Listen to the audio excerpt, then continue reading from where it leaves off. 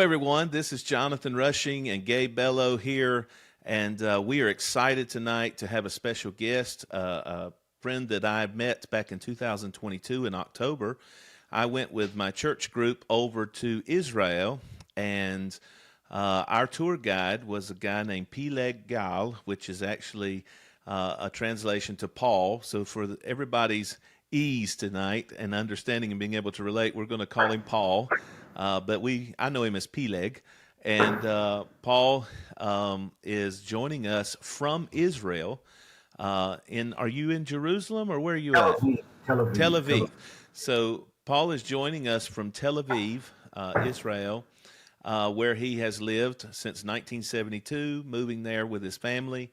Actually born in the Ukraine, the former Soviet Union, and has moved there. And so Paul has a lot of unique experiences of what a lot of things are going on. It seems like you're attached to a lot of things. You got Ukraine, you got Israel, you got all of the stuff.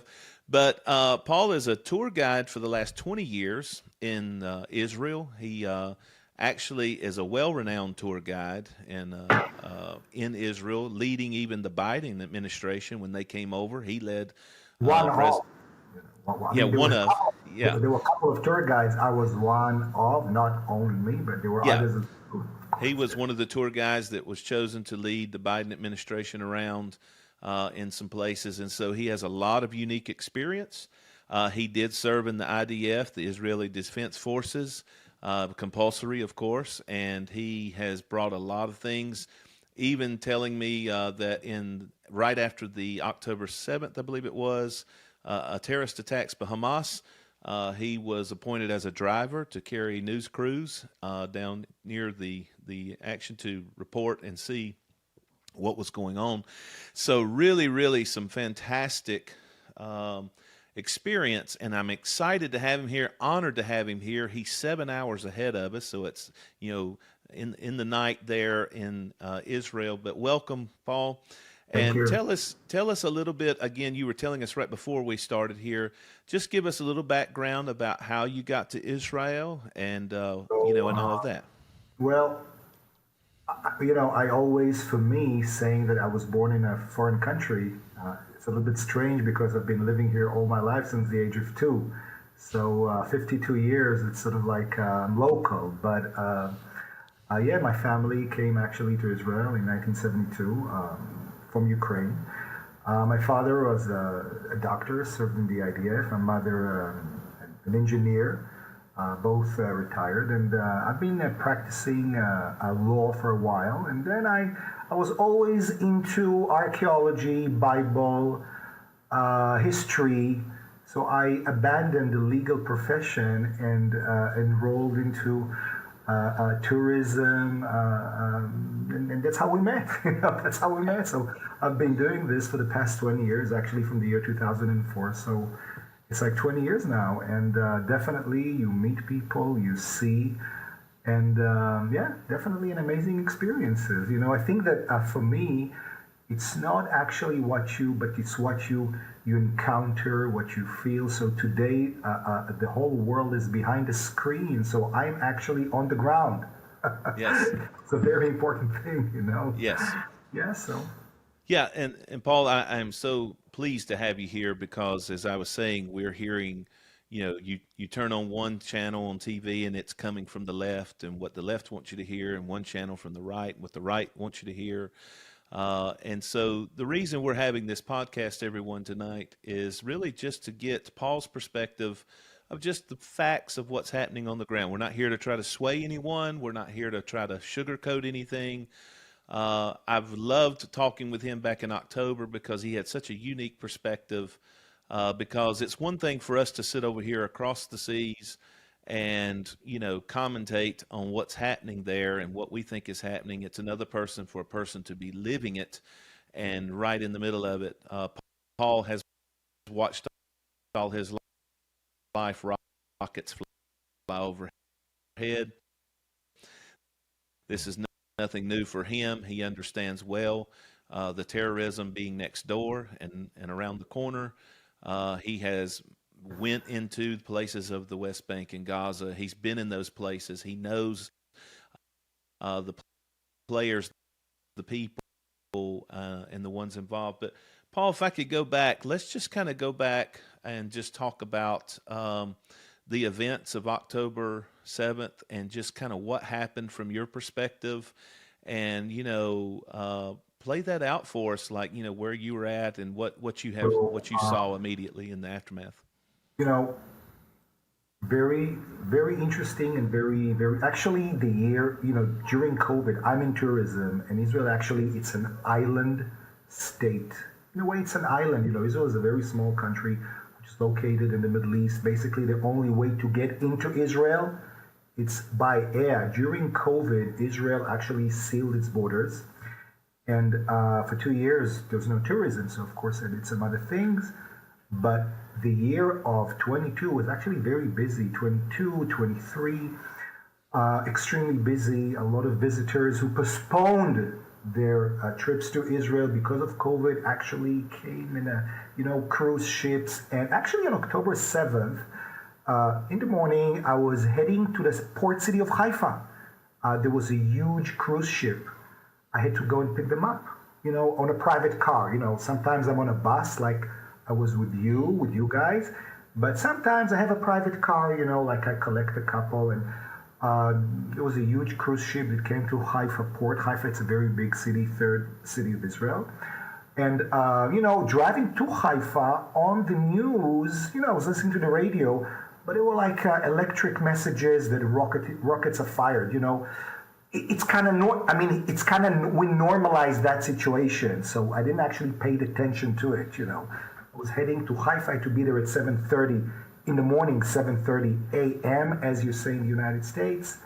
And I'm arriving to the port, all the cars, the buses, and my tour was Galilee tour. Now, Galilee, it's a region in the northern part of Israel. So I asked the tour leader, what time do I need to bring the passengers back? Because sometimes the ship leaves early, and you cannot miss the ship. You cannot skip the ship. They tell me they're here for 2 days. Whenever you want, bring them back. It was a very nice, elderly British couple.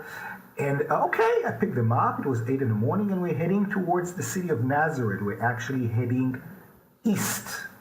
Okay, and I'm not listening to the news because I'm speaking to my guests, and I see that the lady, there was a man and a woman, and always looks at the phone, looks like reading messages over her phone. I didn't pay attention to that. Again, the metal voices on the radio, sort of like rockets incoming. Okay, don't pay attention to that. For them, it was the first time in Israel, and they were very impressed. Galilee is very green and beautiful highways. After all, they come to the Middle East. It's not what they've expected. Israel is actually a modern country, despite the fact that Israel is in the Middle East, surrounded by, the Middle East is divided into very, very, very unfortunate countries, such as all countries surrounding Israel in a turmoil. And there is Israel, which is actually an equivalent to a European, North American free society in this part of the world. And okay, then I'm receiving a message from the ship. You have to bring the passengers back to the ship straight away. The ship leaves Israel at 13 hours. It was like 10:30. I say, okay, what's the big deal? What happened? They say, don't you listen? Didn't you hear the news? I say, no, I'm with I'm with my passengers. I don't hear the news, So, okay, I do a U-turn, and, I bring them to the ship, and all the tour guides with their groups are bringing the passengers. And, it's coincidental.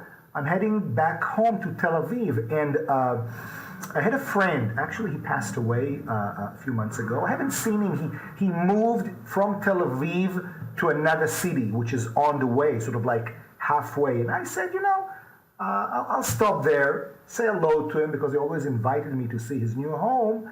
And I never had the chance. So, I stopped. I go to his house. We sit. We open the television. We switch on the television. And, we see what is happening. To be honest, nobody understood. I mean, in Tel Aviv, north of Tel Aviv, you didn't felt anything, okay? But nobody actually understood the magnitude of what was happening.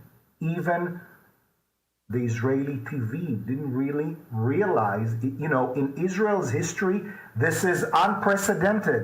For the first time since 1948, an Israeli territory was occupied by Israel's enemies. It never, ever, ever happened before, okay? So it was unprecedented. Nobody realized. Okay, I'm sitting in my friend's house.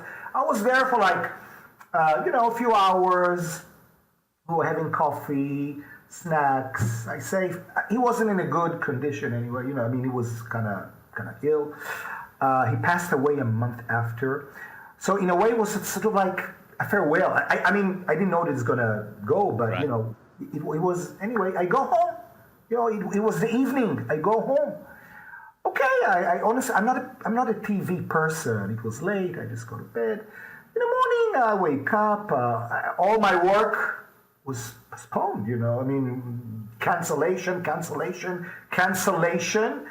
At about 15 hours, a colleague, actually a tour company, calls me and says, "Listen, do me a favor. I need to bring a few people from the airport.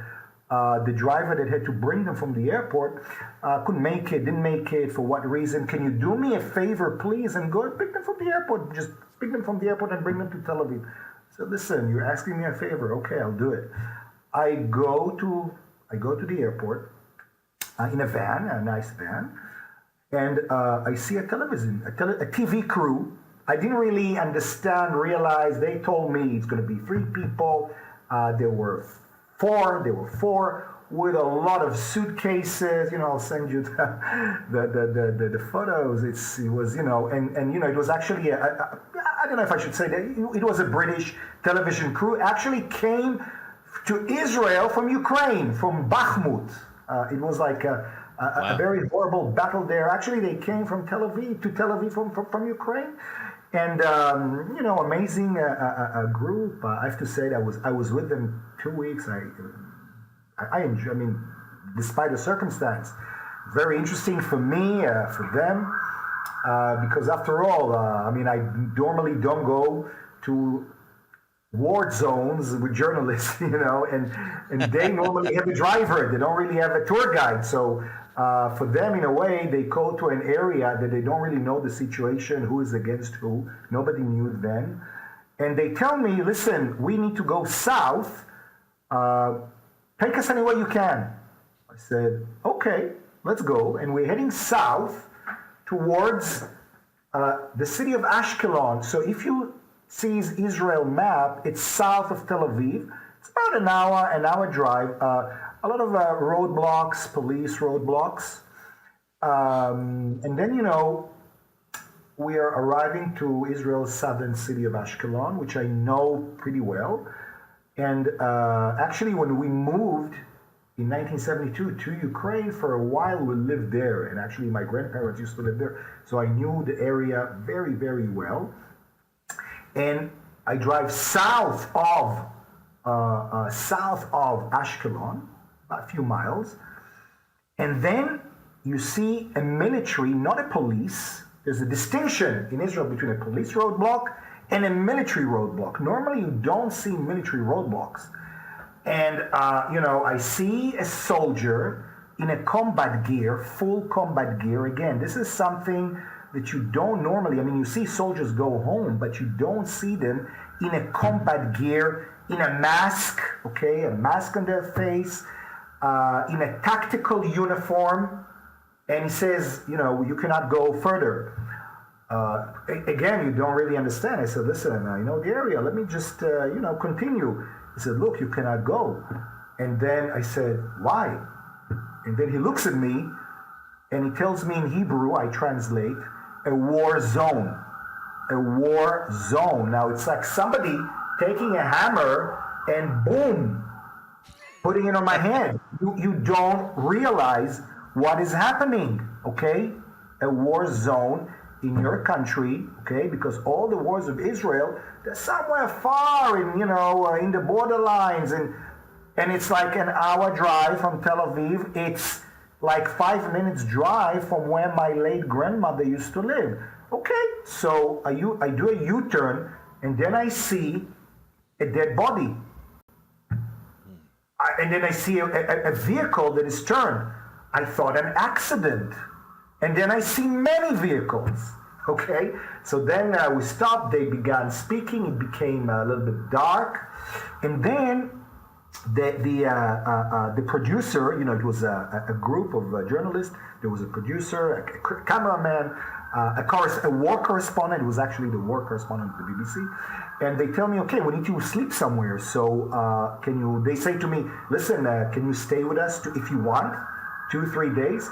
I said, of course, why not? I'm not going to leave you here in the middle of nowhere, And we go to Ashkelon. Now, Ashkelon, it's a provincial city. There's only one hotel. We go to the hotel. Now, the city during the day was shelled by rockets, okay? And we go to the hotel. The hotel was dark. Everything was dark. So driving from Tel Aviv, lively city, vibe, everything. You go to Ashkelon, no lights. We go to the hotel. Everything. I mean, we couldn't even get a pizza. Nothing was there. We got rooms, okay? The next morning, it's good that we managed to get rooms, because when we came there, it was empty. The next morning, it was already full of who? Journalists who came from all over the world during the night, and people that the Israeli government evicted from their homes. Many homes in Ashkelon were hit, and the people couldn't, they had to stay somewhere. I do want to say that the Israeli government, I was impressed, because people always, how do you react in a situation like this? I do have to say, despite the fact that a lot of people always try to complain, the Israeli government, from an objective perspective, I tell you, relatively managed the situation well. Nobody was left behind. Nobody was left sleeping in the street. So the Israeli government took people, sheltered them in hotels, okay? That's it. So that was October 8th, a day after the war. So let me interject a question, Paul. Please. So I think a lot of misconception is here in America is, they talk about taking hostages, and they almost get the mentality of like, maybe a few dozen people with some guns taking some people hostage. But what you're saying is this was a war zone, like they had Look, shelled rockets and large artillery onto this city. Jonathan, I want to make it very clear. Because people think of, I was there. And people don't realize Israel was attacked by an elite, listen to what I say, by an elite commando unit. Like I said, for the first time in Israel's history, okay, they managed to dismantle the abilities of the Israeli army, okay? The first wave that attacked Israel was an elite commando unit, well prepared. What they did, they dismantled Israeli military bases, killed that morning 350 Israeli soldiers in their beds. What actually happened there was a disaster from Israel's perspective. The first 12 hours were catastrophic. They slaughtered, I was there, I saw, I'll send you the images. They slaughtered in a most brutal way 1,200 people. It was, I don't know if, how can you use these words? Nobody can understand that. And I'm telling you, I was myself stunned. Now, you drive there, all you see is burned cars, wreckage, dead bodies. It was a war zone. And again, and not just military, but civilians, right? Everything. What they did, they actually managed to cross the Israeli lines. By the way, Israel built a wall, a fence that was more than $1 billion more than $1 billion. Israel was very proud. We build, well, they don't call it a fence, like a barrier that will, prevent Hamas. I mean, it's not Hamas terrorists. It's Hamas army, okay, to cross the lines. And, then there was in the Israeli television, they showed, now this was a very well documented, because all these Hamas warriors, they had cameras on them. Everything was filmed. It took them 7 minutes to cross, to neutralize the $1 billion fence that Israel built. So again, we can go and say this whole concept of defending the line obviously was wrong, okay? The status quo didn't work. Gazans used to go to Israel. They gathered information. The Hamas terrorists knew exactly where each location is located. It was a well-planned, prepared attack. So by the way, they breached the fence in some kind of 60 positions, okay? All 60. sensors were 60 positions. So the first wave of attack was about 3,000 to 3,500 men, elite commando units. Then a second wave of less well-trained people. And the third wave was what we saw on television. Masses on donkeys, that just came and burned and robbed. Like in Ukraine, the Russians robbed the tractors, the Deere tractor, that's what happened. They came, they burned, they raped, they looted. I spoke to the inhabitants who lived in these communities for 12 hours. They were in shelters, and the Israeli army did not respond for 12 hours. That is unbelievable. Unbelievable. Was it they couldn't respond because they had focused on, you said they took out 350 troops in their sleep. Was it they couldn't respond because nobody was close enough? So again, Israel made huge mistakes. First of all, the first mistake is that Israel didn't, again, it was a holiday. It was a religious holiday. Soldiers are, they're not in the bases, they're at home. It's like, Eastern United States, Thanksgiving, Sunday morning, 6 in the morning, all the generals are in their homes, sleeping.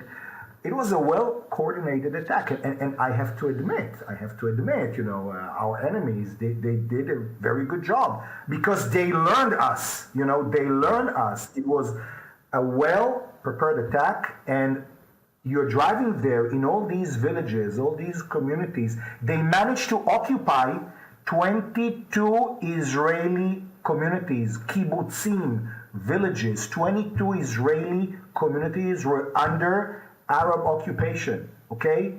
That's it. It was never happened in Israel's history. For the first time, it took 12 hours to the Israeli army to go and mobilize and liberate them. Heavy clashes. I want to tell you something else. I have a very good friend who serves in a very special police unit. It's equivalent to the American SWAT team, okay? To the SAS, the British SAS. It is an elite, a well-known elite unit of the police, not of the army. It was formed in 1974. They never had one single casualty in all their history since 1974. In this day, they had 9 dead. You can imagine, now that is an elite unit. Wow. You can imagine what they encountered, okay? So I think it's, in review, I just want to say, Paul, here's the thing everybody needs to understand. This was not just a skirmish of people with a few guns on some donkeys. This was an elite tactical unit, well prepared. It was a well prepared, well trained. Well, obviously, yes. It was a well prepared army. They call it, look, Gaza, it's not a state. It's an enclave, okay? It's an enclave. It's an enclave of 2.3 million people. 70% of the people are under the age of under the age of 30. It is a radical Islamic entity, okay, that imposes Sharia law. All these people, instead of, I don't know, learning, studying, are trained to kill Jews, to kill what the Western civilization is standing for. So it was an army that invaded Israel. Okay, you can call it Hamas, you can call it, but in reality, it was a well-trained elite army that obviously caused to Israel a lot of headache. Okay, So let me ask you this, Peleg. If I please, mean this well trained, well equipped yeah. force, we know that Israel is not handing them the arms. Where are they getting these weapons to be able So to do these things? one of the biggest misconception is people are always saying that Gaza is under a blockade. It is not true. Where is the weapons? Where did they get the weapons from? Where from? So obviously there is no blockade. Okay, they're managing to have very good weapons. Listen, I actually spoke to a friend of mine a few days ago. Some of the Israeli armed vehicles, which are very, very sophisticated and very, very good, suffered some nasty hits. I say, where do they get the missiles to neutralize Merkava Mark IV tanks? Okay? Obviously, Iran, Qatar, I don't know who is sponsoring them, and through Egypt, through the tunnels, they're bringing this. I've been reading that Gaza, they called it an open air prison. Definitely not. Definitely not. It is it's an entity that was formed to hate, and we saw the outcome on October 7th. So That's it. I think what everybody needs to understand too, and just kind of recapping a little bit of what Peleg said, this is an hour, maybe an hour and a half at the most, south of Israel's major city of Tel Aviv, Less than an and hour. If you drive less than fast, it's less than an hour. less Exactly. than an hour. And if An you've not been hour. to Tel Aviv, I can tell you, folks, I've been to Tel Aviv. Tel Aviv is just as modern as Charlotte, New York, Chicago. It is a modern, Western city right on the sea, beautiful. I mean, all the major restaurants and hotels. And can you imagine living in a city like that, and less than an hour away is a war zone happening where a force has come in and has destroyed, killed people, taken over 26 communities, 22. slaughtered men, women, and children. And let me say this: I would imagine that once the reality of what had happened began to spread, I would say that the people in Tel Aviv were shaken. Would I be right to say, like, wow, whoa, this is serious?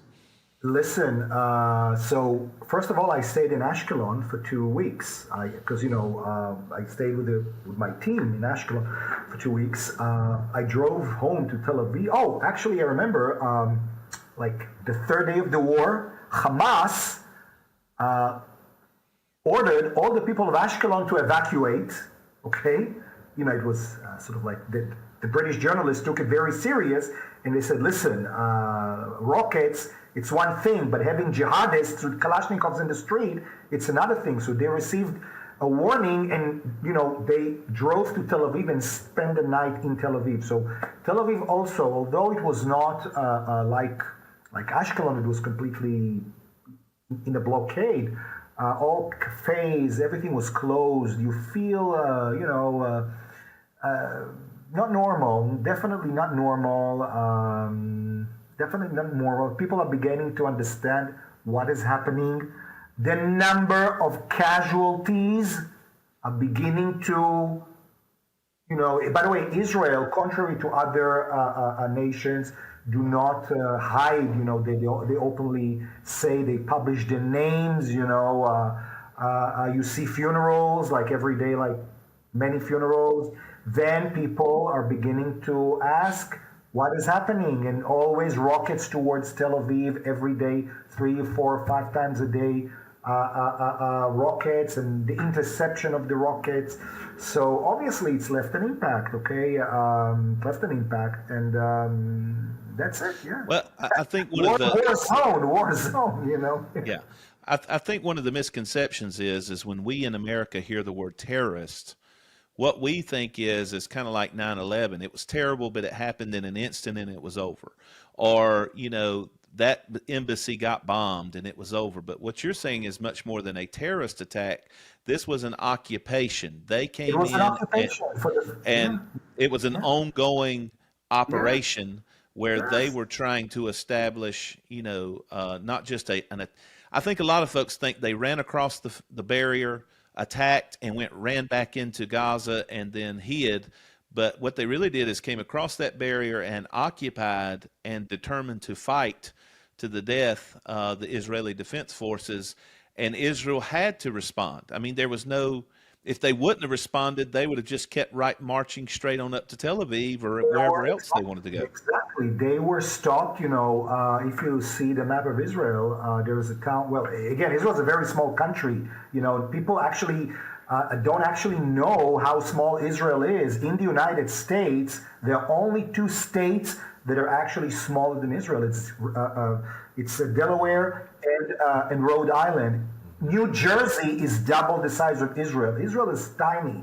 And in proportion, the area that they managed to occupy was huge. They were stopped like 25 miles east, okay? They managed to reach quite big cities, Ofakim, heading towards Be'er Sheva, and they were there for several days, okay? Because we were driving, my team of journalists, it was very interesting because actually there were many teams, and one team could have stayed on a dune of sand with a camera just to take photos of incoming rockets. My team was actually heading to see events, okay? So we were driving from one place to another, and we were driving to a place, and then suddenly, by the way, no police, only army. There's no police, only army in full gear, and they stopped us. I say, why do we stop? Because there's a clash. There's a clash with terrorists over there. You just hear machine gun fire and a war zone, a war zone. So I'm telling you, it was when a you very, said. very. Now, going back to Ashereth, is that what it was? Ashkelon. It's Ashkelon. It's Israel's southern city, which Okay. is like 5 miles away from Gaza. Okay, so in Ashkelon, Yeah. you said it was shelled. So I imagine burned cars and there were actual rocket Yeah. impacts and buildings that were impacted. I guess it was. Many. was- Yeah, yes.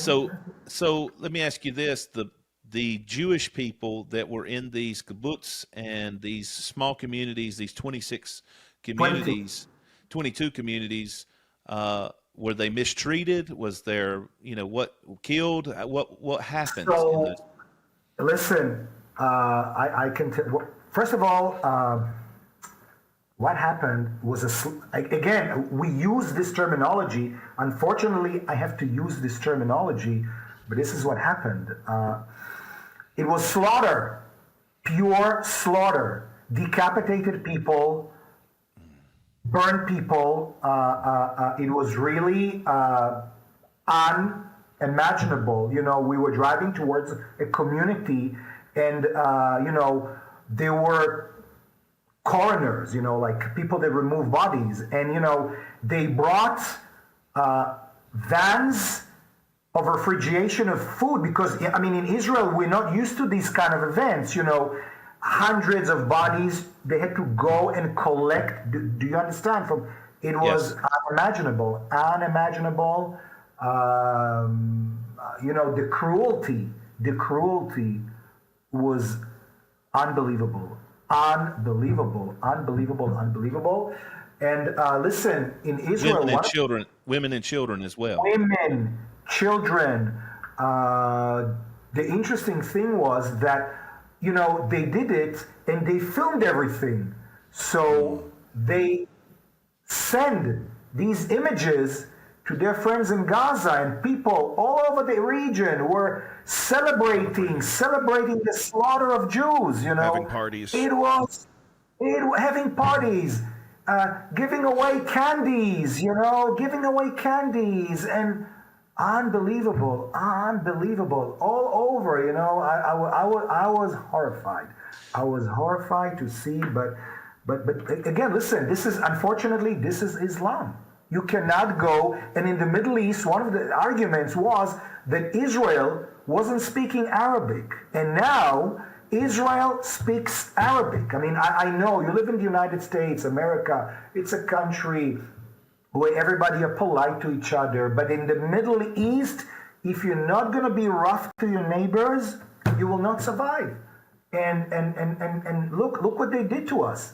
People in Gaza, when we spoke about status quo, the Israeli governments, despite the fact that Hamas, a radical military organization that vows to destroy Israel wanted to sort of like normalize relations with them and allow 20,000 of Gazans to enter Israel a day, and the same 20,000 some of them did these horrific things.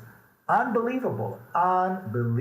So, just so our audience can understand, when I was there in 2022, and Peleg and I was able to sit and have dinner a couple of nights, and really, I've always been a study of history, and I enjoy thinking about politics and really the story behind the story. And I began to question him about, and we actually talked about how that this conflict goes back to Ishmael and Isaac, the descendants of Abraham, and that it's been going on for thousands of years.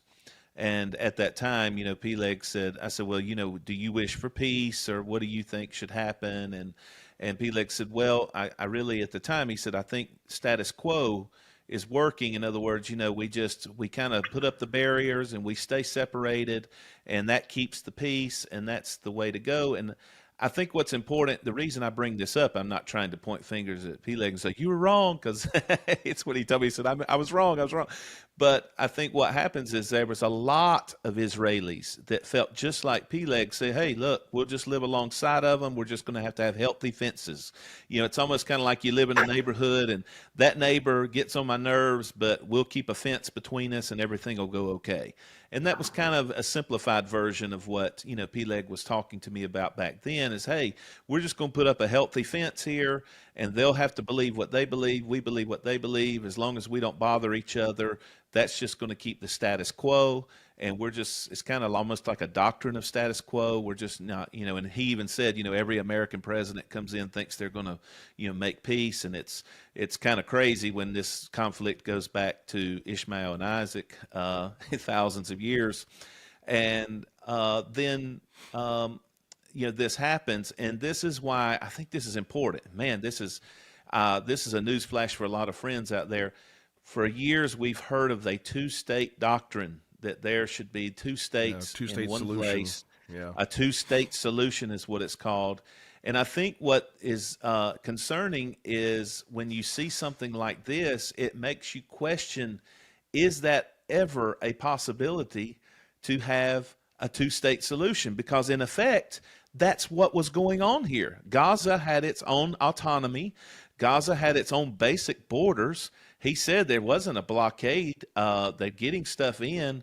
If I'm right, I think Gaza has access to the sea, right? That they can get in.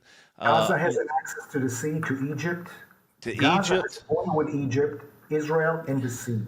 Yeah, and so, in other words, if there was anything that was a microcosm of a two-state solution, it's kind of this. It's, Hamas, and they're in the Gaza Strip, next to Israel with a healthy border. And, there was no one provoking these people to make this attack. And I think that's what they'd been autonomous since 2008 or 2005. Gaza actually is Gaza actually is autonomous since 1994. Israel actually signed the agreement under the auspices of President Clinton in 1994. But what actually happened that, among the Palestinians, there's not only among the Palestinians, but among many Arab countries, you have a secular regime and you have the people that want Islam. So what actually happened was that the secular regime of the Palestinian Authority was overthrown in 2005. Okay, and in 2005, Hamas, 2006, Hamas took over, executed all the people of the Palestinian Authority, and brought Sharia law. So I don't know if the audience Yes. know what Sharia laws means. So they're basically imposing Sharia law in Gaza. They do not recognize Israel, of course. The big achievement of President Clinton was the fact that the PLO, which vowed to destroy Israel, is recognizing the right of the Jewish people to have their own nation state. The borders will be discussed later. Hamas do not recognize that. In a way, Hamas, it's a racist organization because Israel is not saying to the Arabs, you cannot have your states. You know, there are 23 Arab nation states in the world. There are 57 Muslim states in the world. And there's only one small, tiny Jewish state in the world. So the Palestinian Authority recognizes that. Hamas say, no, we do not recognize the right of the Jewish people to have their own state. We're going to fight them. But after many, many years, there was some kind of the Israeli government normalized relations with them. You know, the Qataris will give them money, workers will come in, they will flourish, you know, hotels and blah, blah, blah, blah, blah. And that's it. They tricked us. In a way, they tricked us. We were tricked, yes. Yeah. So everybody can understand. All the Palestinian organizations are not the same in Israel. If you go into Bethlehem, which is right outside Jerusalem, that's the Palestinian Authority. The Palestinian Authority, most of them are Muslim, but they're more of a secular regime, which means that they're not trying to impose Sharia law. They're more just like a standard government that a regular government would be. An Islamist regime is something like Iran or what we see in Somalia, Hamas there in Gaza, which their goal is not to treat everyone equal and let everybody worship freely. Their goal is to impose Islam and a strict adherence of Islam called Sharia on the whole populace, which means that everyone under their borders must adhere to a strict Sharia law, whether you're born Christian or if you were Jew. So what happened is that barrier. The jizya, exactly. Yeah, so either that or pay the fines. Exactly. A tax. So what happened is, what everybody needs to understand is in Gaza is a little bit different than what we'd say West Bank or what we would call what's happening in other places. This was in fact, Hamas, I think a lot of folks still forget this, even the UN, which is not an Israeli supporter a lot of times, but even the UN designated Hamas as a terrorist organization. And Hamas overthrew the secular regime in 2004 or 5 there. Was it in... I think it was in 2005, I think 2006. Yeah, 2005, 2006. They overthrew the secular regime that was ruling over Gaza and it started to impose a Sharia law. Now, here's the thing everybody needs to understand. What he just said is so true. The Palestinian Authority recognizes that Israel is a nation and deserves to exist, but they disagree on the borders. There's a big, if we go back and think about Yasser Arafat and Ehud Barak that met with Bill Clinton back in 1994. I think was that the Abraham Accords or no. The Abraham Accords was actually an accord. It was a big event. It was Saudi Arabia. It was 3 years ago. Okay. 1999 was an attempt by President Clinton, to sort of like put an end to the conflict. But the attempt failed, and why? Because Israel agreed. Barak, the Prime Minister of Israel in 1999, agreed to everything that Arafat wanted. The separation, the split of Jerusalem, but he requested one thing from Arafat. I want you to sign on a piece of paper with a pen, end of conflict. And Arafat refused. Yes. You see what I mean? In Arafat fact, refused. I remember Bill Clinton actually gave an interview and said, Bill Clinton publicly said, we were there. We had the peace, and Arafat came in He left, right? and he walked out and said, I cannot do this or I will be killed.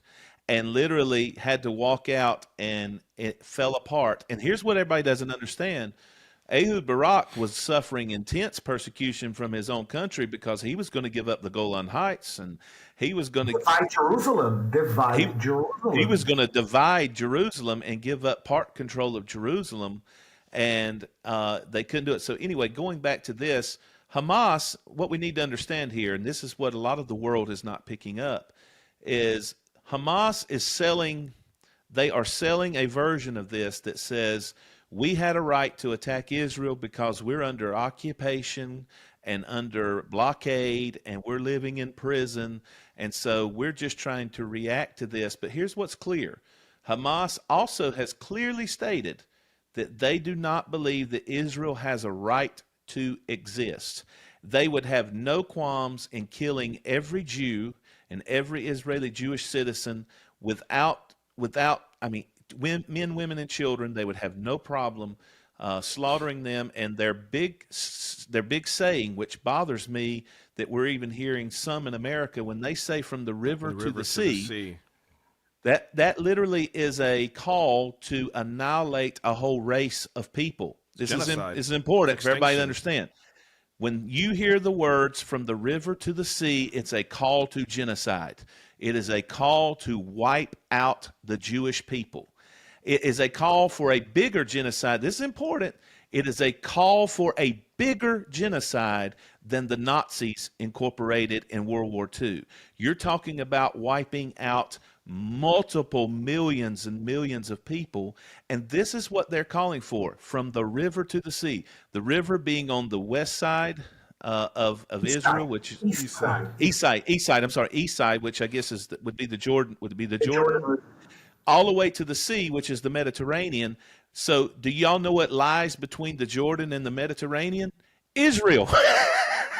So when you hear the term from the river to the sea, it means we need to take out everything in between, which is the whole country of Israel. And so it's a call to genocide, and this is what Hamas teaches and believes. So this idea that there's going to be some type of two-state solution, this is what I wanted to get at. After this, do you think things have changed in the minds of a lot of Israelis that a two-state solution is a possibility? I mean, I don't know. I'm just asking. I want to tell you that, okay, first of all, because me personally, it's my work. I speak to people, I travel, I see. I always knew who we are dealing and what we're facing, okay? I never lived in any delusion. Many Israelis, look, I'm realistic. Israel is a very vibrant, Israel is a high-tech nation. Most people are sitting in their offices, behind screens. They don't know what's going on, 10 meters or 10 miles from their houses. And in a way, this was a huge shock. People are saying, listen, we need to reassess. We need to understand that what actually happened can happen again. The ridiculous thing was that few days after October 7th, one of the leaders of Hamas, I forgot his name, was on BBC saying that we're going to do, the Arabs called this, by the way, this operation had a name. They have an official name. It's called Al-Aqsa Floods. That's how they call the operation of invading Israel on October 7th.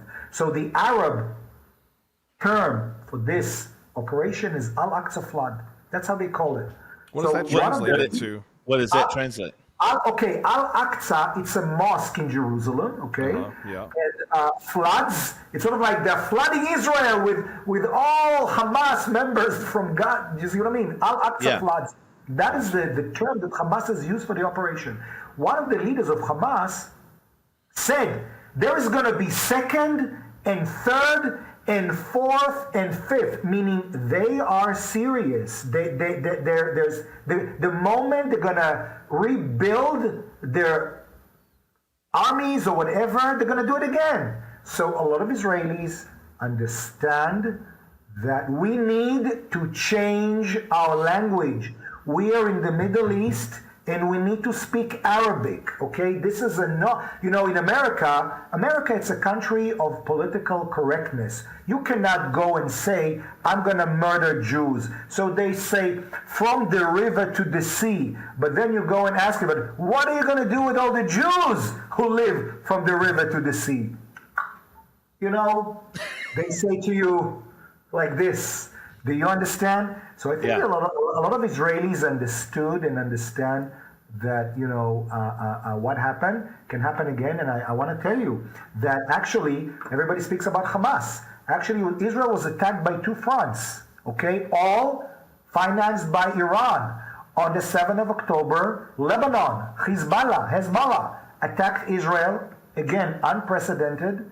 Okay, so actually Israel is fighting on two fronts. There is the northern front, okay?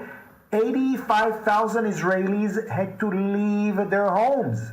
There is a village that I know, Hanita, completely destroyed, 85, you're not going to leave people. And this is in the north. This is in the north. So now we have in Israel 85,000 refugees in hotels. So the people of the south, so basically Israel now is fighting two fronts. There is the northern front, there is the southern front, and we witnessed all. I want to tell you that a few days ago, all my friends from America are beginning to call me and say, "Listen, the Iranians are going to attack. Find shelter." I have to tell you, I'm not a man of religion. I'm a man of faith. I knew that nothing's going to happen. First of all, thanks to God, thanks to the armies of Israel, and of course our true ally, the United States.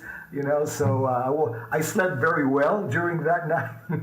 Woke up in the morning and heard the news that the Iranian attack failed. So let me say this, everyone that is listening to this. This is important to understand.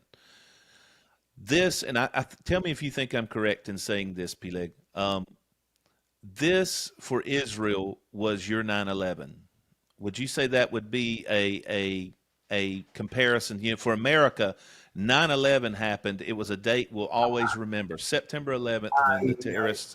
And I think 10/7, or October 7th, will always be a date that will live in many Israeli minds as a day that they were attacked and unprovoked attacked. Definitely. And so I think what we have to see is that even what we saw last week with, the stuff going on with Iran, I think it's important to understand that there's not a lot of Islam that cares for Israel, but there's a sect of Islam, well, I guess we'd call the Shia sect of Islam, which is really what rules Iran, Hamas, Hezbollah. We see what Jordan and Saudi Arabia, they're a little bit different. They're called what they call a Sunni sect of Islam. And actually, it's crazy. If they weren't fighting against the Jews, they'd fight each other, because the Shia and Sunni have never cared for each other. They do fight each other. Actually, Iran is not only a threat to Israel. Iran is a threat to the whole world, and especially to many Arab nations. And why? Because, by the way, Shia, do you know what the word Shia means? No. Okay, the word Shia in Arabic, Shia means fraction, party. Okay, so the party of who? The fraction, the party of the followers of Ali. So Ali was one of the imams, okay, in Islam. And what actually happened, his son Hussein was overthrown. Okay, so the Shia actually mourn the death, the fall of Hussein, the son of Ali. So they despise the people who overthrew them, and these are the Sunnis and their descendants. So here we have an inter-religious Muslim war that is never going to end. If you're going to ask me when the Sunnis and the Shiite will make peace, they're never going to make peace, because this is a religious war. Now, all the Arab countries, except Iran, which is actually a Farsi, they're not Arabs, but they're Sunni. Now, the roots of the Iranian Revolution in 1979, Iran went through a revolution. Now, the ideology of the Iranian Revolution is to export the revolution. So the Iranian regime wants to overthrow all the secular regimes of the Arab countries and install, like Hamas, like Hezbollah, a Shia Sharia governed countries. So it is a huge threat, and Saudi Arabia understand that Israel is an ally. So they said, listen, why are we fighting Israel? We don't even understand. I mean, here we have neighbors that are reliable. We want to live in peace with them. I can tell you from a fact that I led several delegations who came from the United Arab Emirates. They understand that Israel is their ally. Jordan, they say we have a peace with Israel. I mean, tourism. Why can't we? We don't want these clergy that will come and run our countries. We don't want to live like in Afghanistan or in Iran. And here the Iranian regime are saying no. And it's a huge problem. Iran is a huge threat to the world. Now, Iran has a lot of money.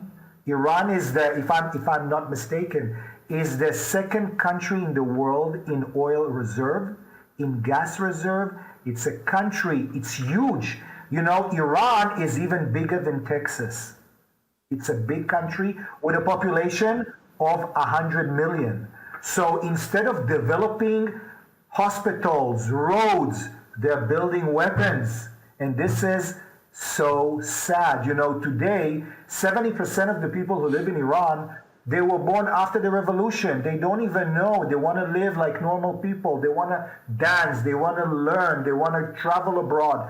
But no, they're forced by that regime to submit to Islam. It's tragic. It's tragic. I think, and it's we have to get into the history a little bit for people to understand. So in 1979, the Islamic the secular regime of Iran was overthrown.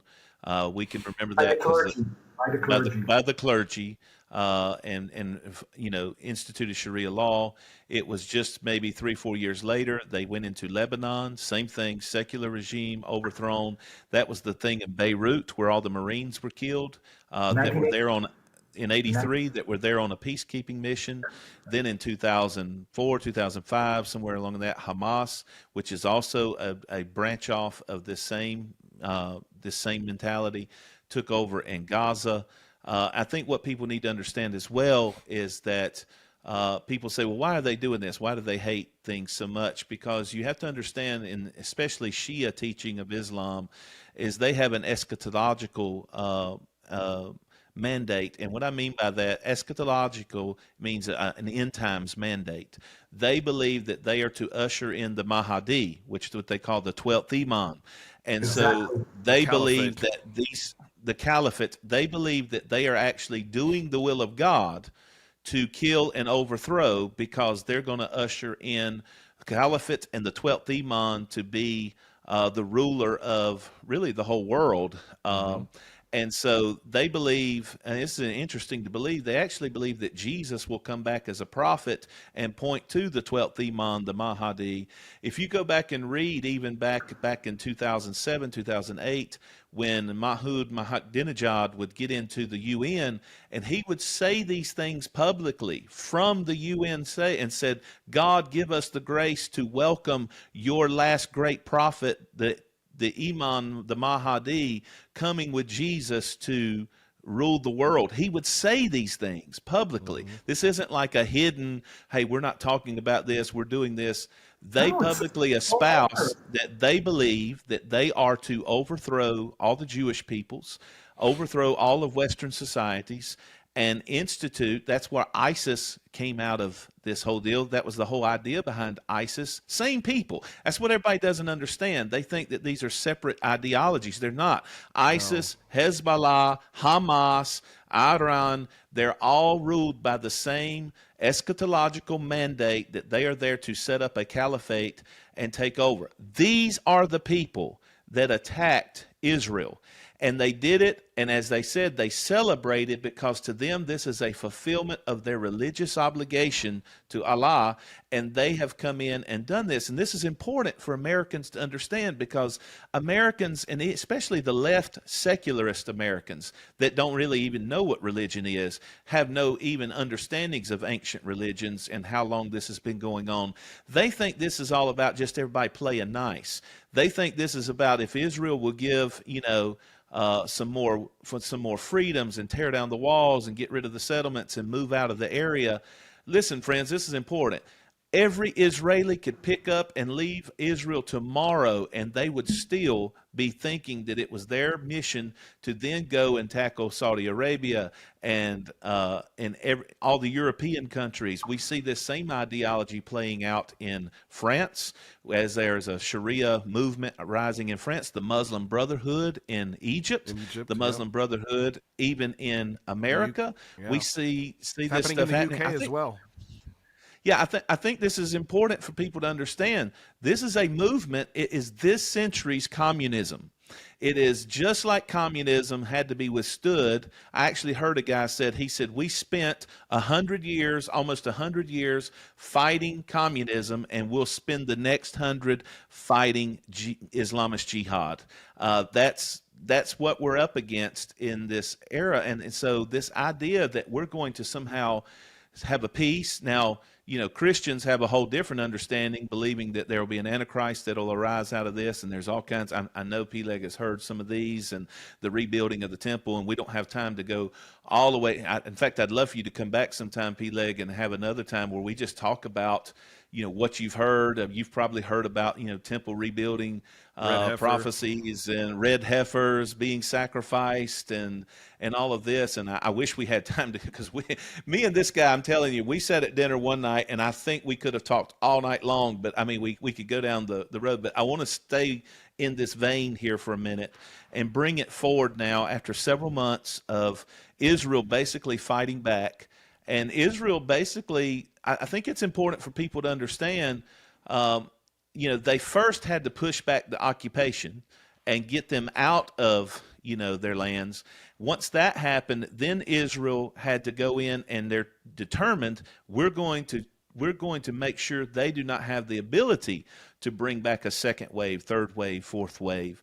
And so that's why it's been an ongoing struggle to dismantle the whole system of them being able to do these things.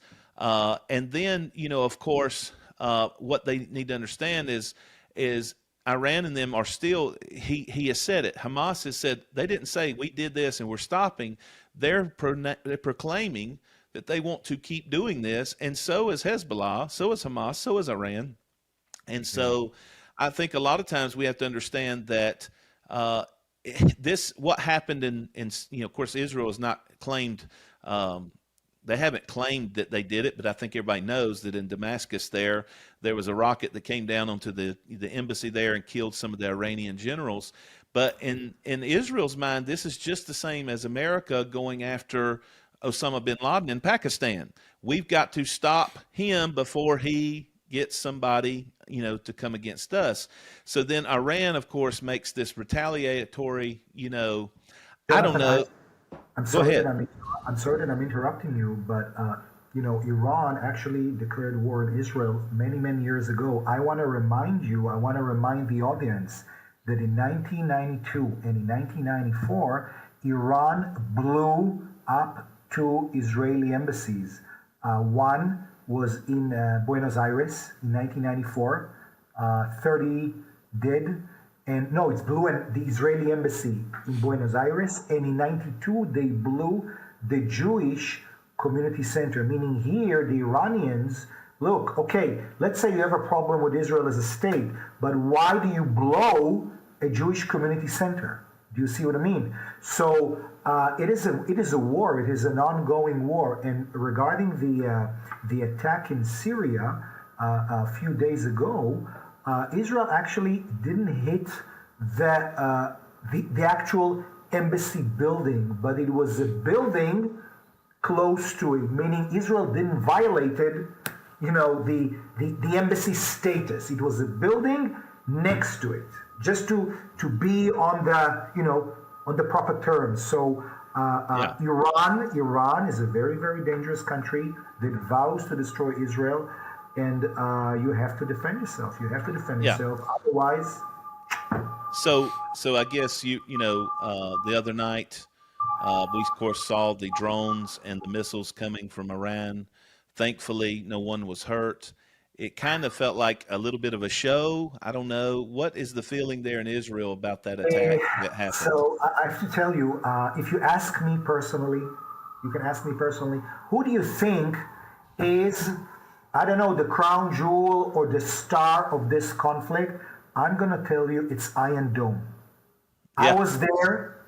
I'll send you photos. I saw it in action. I remember let me tell you how it's all started. In 1985, President Reagan, the late President Reagan, spoke about Star Wars, and everybody laughed at him. Everybody laughed and said, listen, the man, basically, this is Star Wars that President Reagan was talking about. So it is an Israeli invention. I personally even met the guy who invented Iron Dome about 20 years ago. Israel is a very small country with a limited budget.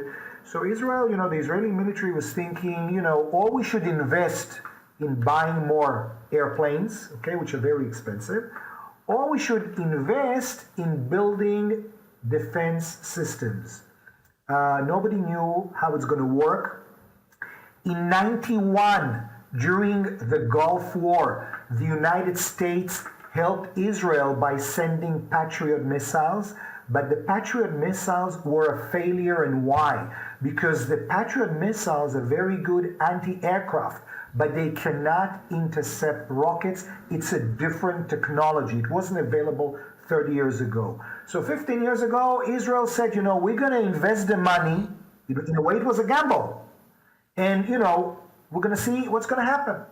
So Israel managed to develop, two Israeli companies developed Iron Dome, and it became operational about only 7 or 8 years ago. And it's really a miracle. It's really a miracle, and saves lives. So Yeah. the fact is that there are very few casualties in Israel is because of Iron Dome. Now, what the Arabs are doing, it's pure terrorism. By launching long-range missiles from Gaza, from Beirut, from Tehran to Israeli cities, this is pure terrorism. And listen, this is war. So Yeah. again, like I said, I slept very well. I slept very well. Yeah. I actually went the day before to the Dead Sea. I was exhausted. But most Israelis understand, in a way, that Iron Dome protects them. In a way, it can be maybe a false, sort of like, but in reality, it works. It Yes, works. and it's amazing because the Iron Dome technology. I actually read that several of the Iranian commanders were shocked at how well that it worked. I think they thought that sending that many, a lot more would get through than did, but it was pretty amazing.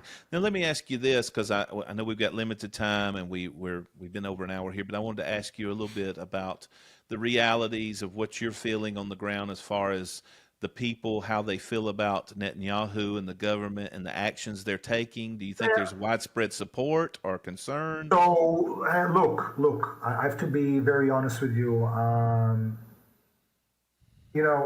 In a way, I was a very true supporter. It's not a secret of Netanyahu, let's say his camp. But I do believe what actually happened was a failure, was a disaster. And you need to take responsibility. He needs to take responsibility. In 1973, on the 6th of October, 1973, the Arabs attacked Israel. Syria and Egypt attacked Israel. It was a surprise attack, the Yom Kippur War. The Prime Minister of Israel at that time, Golda Meir, said, I am responsible for that event, okay? And I am resigning. So, the people of that generation are maybe, they have different values. A lot of people, they see Netanyahu, look, I do have to say that his personal conduct, okay, is not the one that would be expected from a prime minister of a democratic country. He's being in trial now, and I'm sure you can read it on the newspapers. That's it. So a lot of people are going to the streets. And listen, Israel is a democracy. Israel is a democracy. Why not? Do you feel like they're wanting to push farther right and more hardline, or more appeasement? I believe that a lot of Israelis understand that. By the way, Netanyahu, I have to emphasize, Netanyahu is not a real right-wing person. He's actually more left than the left. Because, listen, in 1982, the Lebanon War, Menachem Begin invaded Lebanon for way less than what is happening now. 1982, PLO, Lebanon, shelled Israeli communities. Few Israeli communities were hit, and there was a flood of Israelis leaving these towns. They're not going to live under bombs falling over their heads.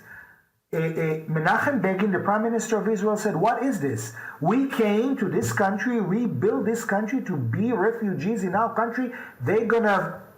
And Israel went on a war because of that. That was the first Lebanon War, a peace for the Galilee operation. Look what is happening now. 85,000 Israelis, 85,000, listen to the number, 85,000 had to evacuate. Cities are literally deserted, and Israel is not, Do you think he's backed off because of international pressure, or is it just his personal belief he's not trying to pick a fight? Look, Netanyahu, and again, this is my philosophy. Netanyahu, in his 16 years of term, developed a theory. It's called containing. The containing theory. During, in the 50s, Gaza attacked Israel. Gazans were killing Jews. Ben-Gurion called a young officer under the name of Ariel Sharon, and he formed an elite unit. And Israel went on what we used to call in Israeli history the retaliation raids. Under Netanyahu, there were no retaliation raids.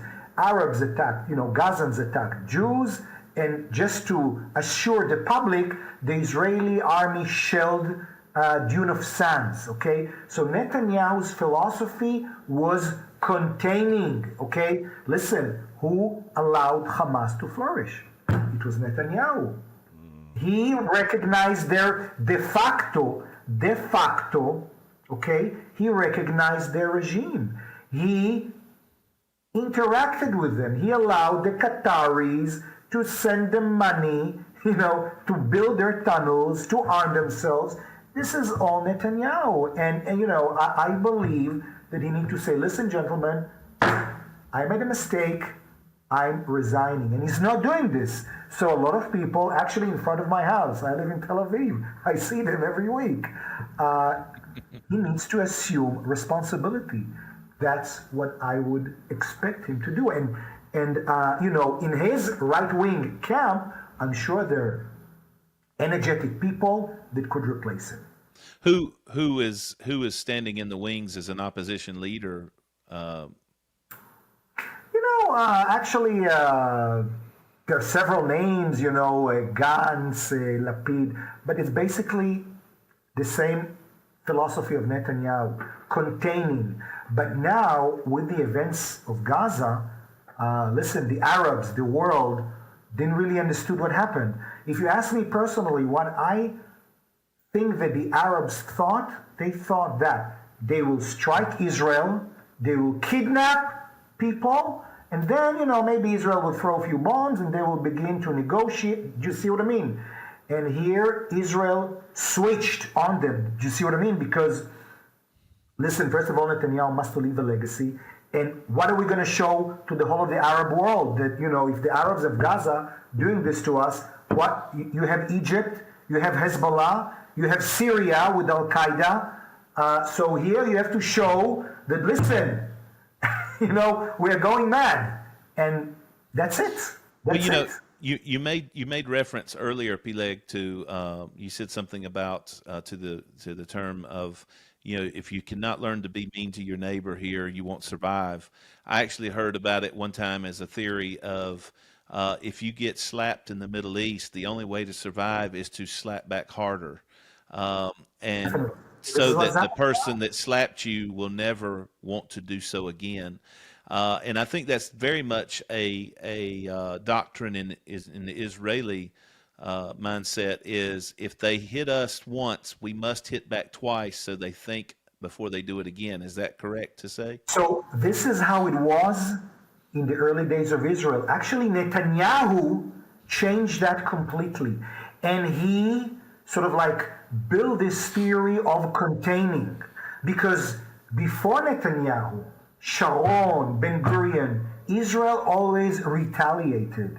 Netanyahu, in a way, to his crowds is saying, I don't know, he speaks good English with a nice costume, but in reality, the Arabs understood, well, I'm sorry, but this is how it was. Don't be sorry. Don't be sorry. You're being honest.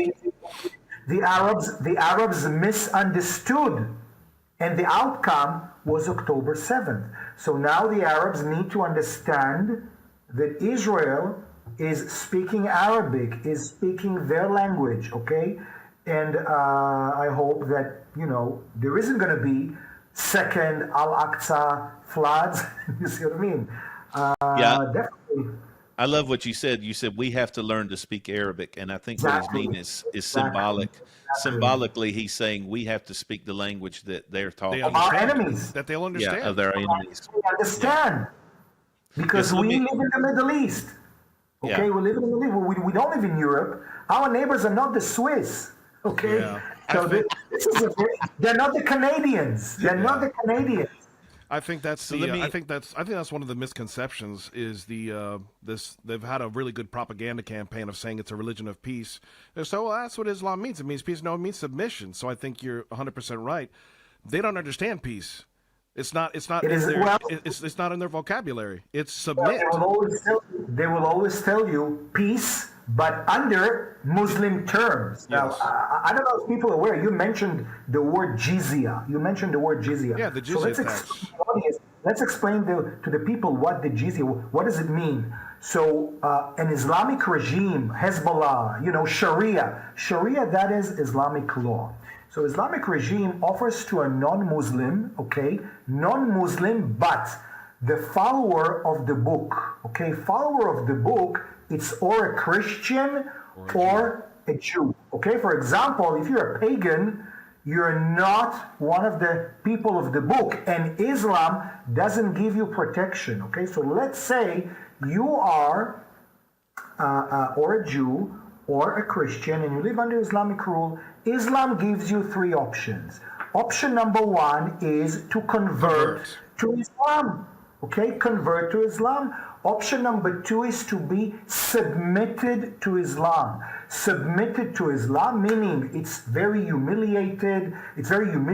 You cannot own property. If you walk in the street, you have to give them the right of passage. By the way, in many countries under Islamic rule, for example, the church can never be higher than a mosque, and you have to pay a tax which is called the jizya tax, and that is the tax of protection. Now, possibility number three is to die. Okay, so these are the three possibilities. Well, this is also a possibility. So these are the possibilities that Islam actually offers you. Now, I have a lot of respect. I have a lot of respect to all the Muslims of the world, but we in Israel, we don't want to live under Sharia law. We want to live under, the laws of the state of Israel. And I'm sorry, we don't want to submit to Islam. I'm sorry. Yeah. So let me ask you this, because I know we're running here and we've got to close in a minute. But now that we're here in this place, you talk to a lot of people. You hear a lot of things. You've got friends, and I know talking to you, you've got friends all over Israel and all kinds of places of authority. What do you feel, just personally? Where does this go from here? Do you think this escalates into a major conflict with Iran? Do you think the containment kind of takes over and it settles down? I mean, what's your feeling of where this goes from here? Well, it's first of all, I mean, it's hard to predict, and we know and I don't want to be a prophet. We know to whom the prophecy was given to, but I can tell you that I speak to Arabs in Jerusalem. I speak to Arabs, and they understand that now Israel is switching, the dialect. Everything that was before October 7th is not going to happen again. People do understand that, like I said, we need to change the language to the language of our enemies. And look, obviously the Israeli government, if Israel really wanted to end the war, it could have ended it in a week. But I can tell you from a fact, Israel is doing a lot to not to harm innocent civilians. I live in Tel Aviv. In front of my house, there's a hospital. I see a lot of people, with cancer coming from Gaza to seek refuge in the hospitals of Tel Aviv. Hundreds of trucks. I mean, can you imagine the U.S. Army sending hundreds of trucks a day to bin Laden and to Al Qaeda to Afghanistan? No. So if Israel really wanted to wipe out Gaza, it could have done it. But this is not the scenario. So because of there are a lot of civilians that the Arab, the Hamas uses them as human shields. Israel is really doing everything it can to, first of all, not escalate the situation. And I believe that the Arab regimes, the Arab countries surrounding Israel, understand that Hamas is a danger to them as well. Because if Hamas is not going to be annihilated, they will have Islamic uprisings in their countries. So that's why maybe they don't say it openly, but they stand behind Israel. And this is the sentiment that I feel, Israelis flying openly every day to many Gulf countries. Most airlines suspended services to Tel Aviv. Most airlines don't fly to Tel Aviv. Gulf countries, fly Dubai. These countries, they fly to Tel Aviv, meaning they understand that Israel is their ally. They understand that when everything is going to over, there's going to be a renaissance of peace in the Middle East without the Islamic fundamentalists. All right. Well, I pray for the peace of Jerusalem, pray for the peace of Israel. Amen. Amen. And I really do, and I pray for the peace of you, that you are protected and okay, Peleg. I hope that, I really mean this. I would love to have you back sometime to go into some other different things that we've talked about before, as far as some of the end time theologies that you hear about in the temple and some of those things but I really wanted to cover today these events of what's happened in these last months in Israel.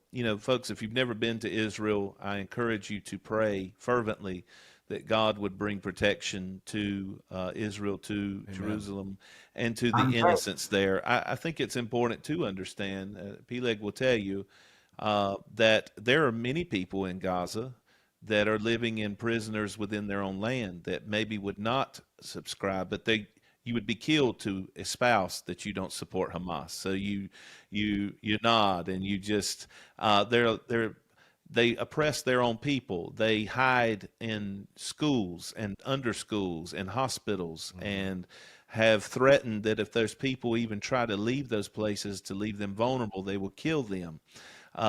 He knows this. He'll also tell you, Peleg will tell you, he knows many good Arab people that do not ascribe to the Islamic jihadism of. So we don't want to come on here and say all Arabs No, are God forbid. God uh, forbid. you know Definitely not. yeah, Definitely not. there are a lot of good Arab people. There's some, there's Palestinian Christians, and there's different ones out there that do not support what's going on. Unfortunately, the Islamists have the power at this moment in these regions of Gaza, Lebanon, and they are holding their own people hostage, and they are utilizing the powers of Iran to do the same. Same way with Iran. If you go into Tehran, I've met some really nice Iranians that do not support the regime and the people that are there, but at the same time, they have no say, because these are not democracies. They are not allowing for free elections or free protest. It's like that. If you ever go there, it's amazing, because Peleg will tell you, you can go to Tel Aviv. It's much like America or being in New York City. There will be protests on the street, and people protesting, and sometimes even in support of exactly what the government is not supporting.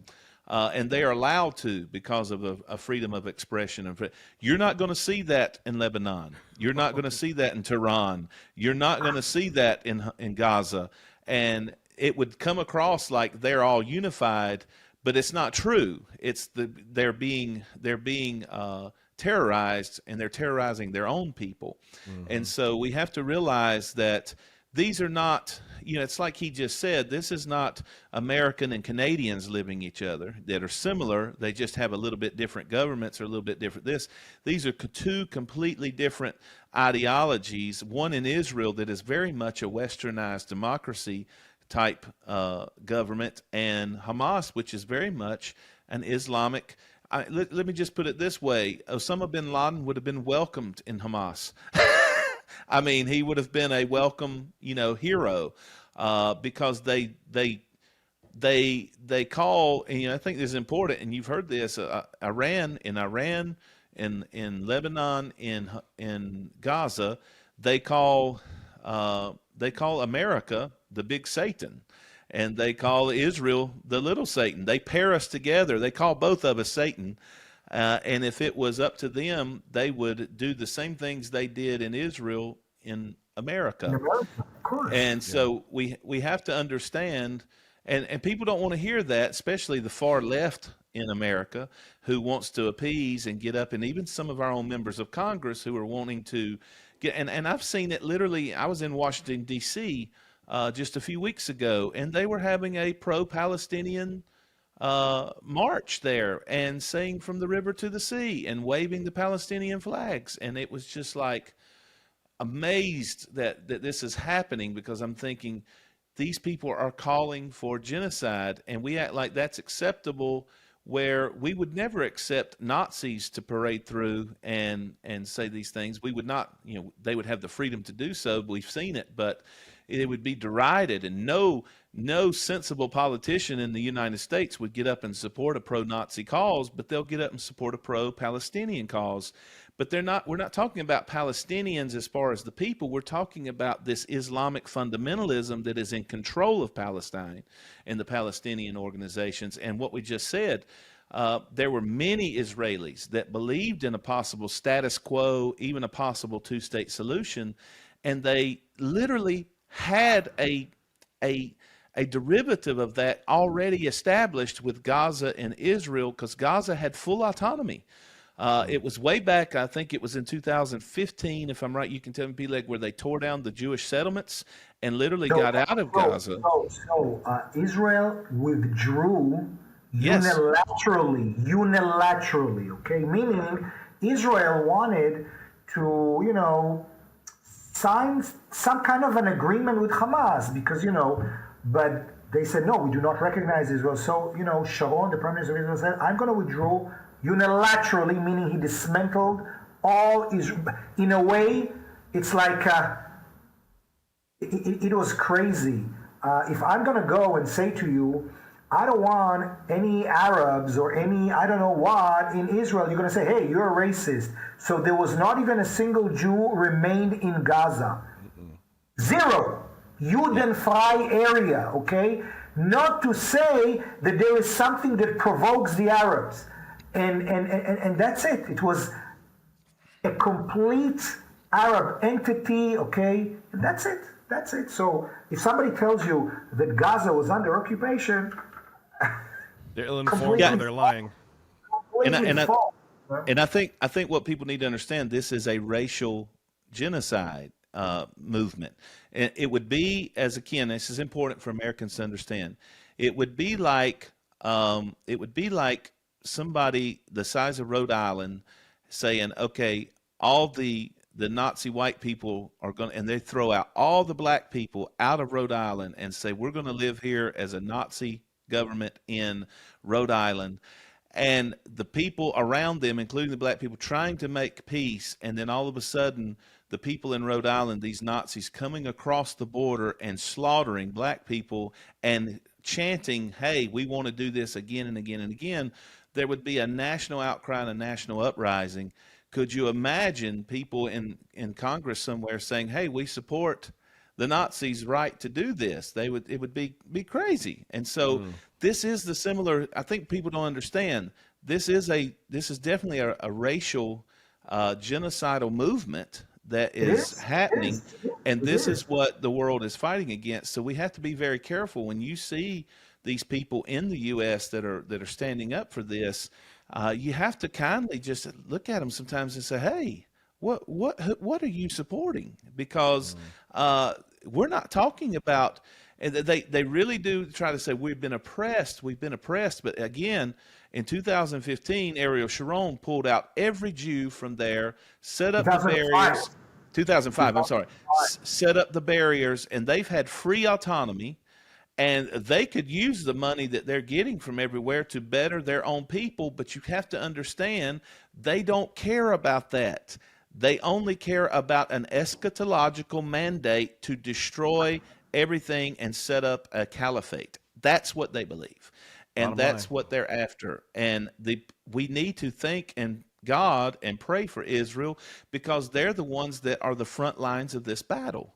Exactly. They are the ones sitting there fighting this, and we have to support this as people of faith, because otherwise, if it's, there's the old saying, first they came for them and I said nothing, and then they came for the others and I said nothing, and then they came for me. And so, we have to support Israel, and I thank God that our administration here, he got up and chastised Israel, but then when the last week when the things really got dicey, America stepped up and we shot down some of those Iranian missiles and helped Israel, and I pray that we continue to do so. But hey, Peleg, it has been a honor, a privilege, a pleasure to have I you was with honored. us. I was happy to Thank see you, you. Thank you. Gabrielle. Yeah, thank you so much for this. I can't wait. I remember I haven't forgot you, Peleg, because when all this got started, I was getting ready to call you, Thank and you. us book a time for me to bring a group over and do a tour with you. And I still believe there's going to come a day we can do that again.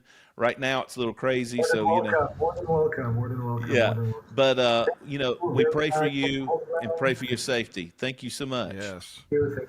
Thank you. Lord bless you and Bye-bye. keep you, our friend.